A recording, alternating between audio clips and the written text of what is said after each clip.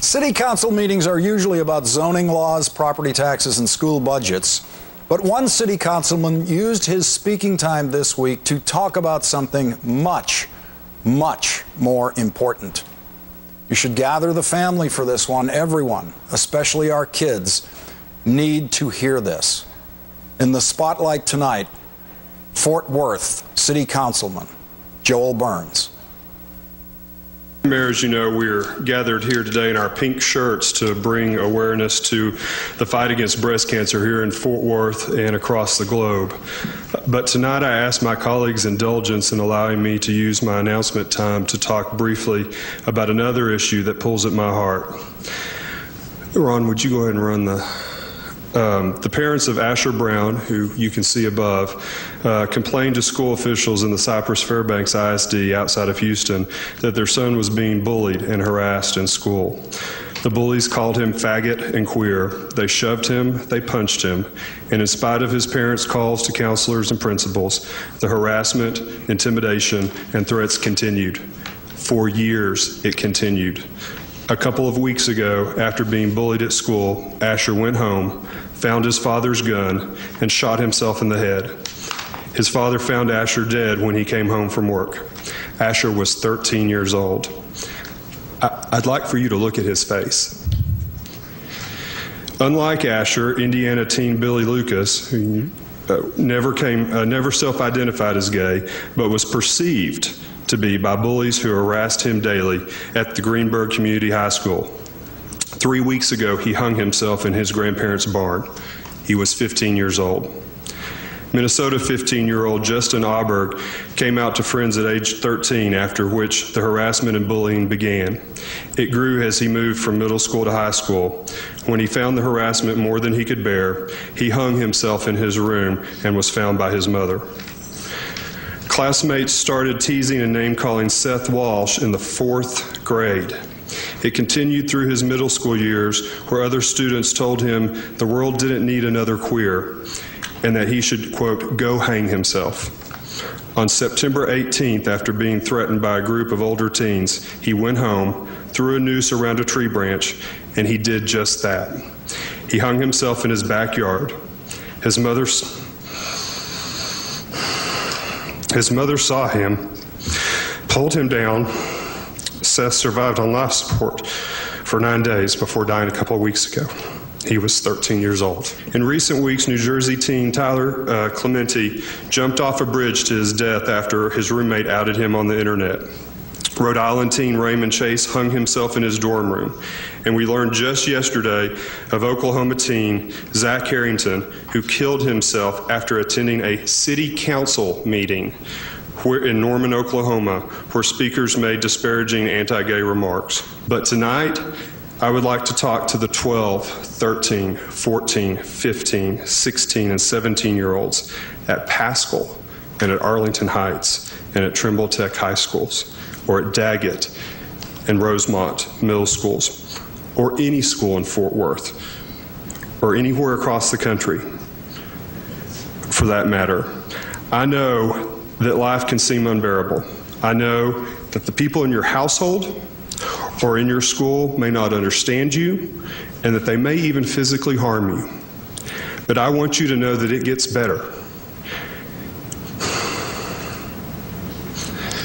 When I was 13, I was a skinny, lanky, awkward teen who had grown too tall too fast, who would stumble over my own feet. I was the son of a Methodist church pianist named Jeanette and a cowboy named fittingly Butch in Crowley, Texas. As their son and as a kid in a small town, there was a certain image of who I thought I was supposed to be. But as I entered adolescence, I started having feelings that I didn't understand, I couldn't explain, but I knew they didn't mesh with the image of what I thought I was supposed to be. I was a sensitive kid, but friendly. I was a band dork. I played basketball, but not very well. I was teased like all kids, but I was fairly confident, and I didn't let it bother me much. One day when I was in the 9th grade, just starting Crowley High School, I was cornered after school by some older kids who roughed me up. They said that I was a faggot and that I should die and go to hell where I belonged. That erupted the fear that I had kept pushed down, that what I was beginning to feel on the inside must somehow be showing on the outside. Ashamed, humiliated, and confused, I went home.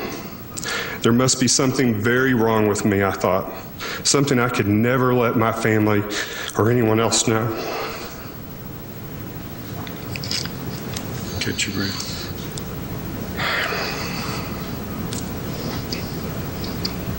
I think I'm going to have too hard a time with the next couple of sentences that I wrote. And also, I don't want my mother and father to bear the pain of having hear me say them. Take your time. Take your time. So I will just say, and I'll skip ahead, I have never told this story to anyone before tonight. Not my family, not my husband, not anyone. But the numerous suicides in recent days have upset me so much and have just torn at my heart. And even though there may be some political repercussions for telling my story, this story is not just for the adults who might choose or not choose to support me. This story is for the young people who might be holding that gun tonight, or the rope, or the pill bottle. You need to know that the story doesn't end where I didn't tell it on that unfortunate day. There is so much more. Yes, high school was difficult. Coming out was painful. But life got so much better for me. And I want to tell any teen who might see this, give yourself a chance to see just how much better life will get. To those who are feeling very alone tonight, please know that I understand how you feel, that things will get easier. Please stick around to make those happy memories for yourself. It may not seem like it tonight, but they will. And the attitudes of society will change. Please live long enough to be there to see it. And to the adults, the bullying and the harassment has to stop. We cannot look aside as life after life is tragically lost. If you need resources, please check out the trevorproject.org online. And you can call me and I will get you whatever resources you need. My number is 817-392-8809.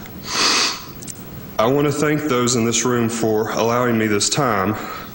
And to JD and the rest of my family, I'm sorry for you learning of this painful personal story in this public way for the first time. But know that I am able to tell it because of your love for me. And Mom and Dad, I'm alive today because you love me. Again, attitudes will change. Life will get better, and you will have a lifetime of happy memories if you just allow yourself and give yourself the time to make them. Thank you.